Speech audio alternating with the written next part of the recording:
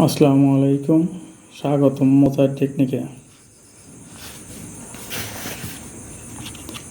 আজকে আমরা শিখব 2 অঙ্ক বিশিষ্ট সংখ্যাকে 11 দ্বারা গুণ করার সহজ টেকনিক।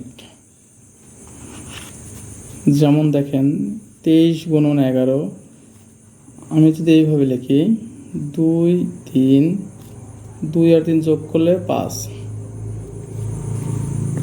একইভাবে 45কে 11 দ্বারা গুণ করলে হবে 4 5, এভাবে যদি লিখি 4 আর 5 যোগ করলে হচ্ছে 9।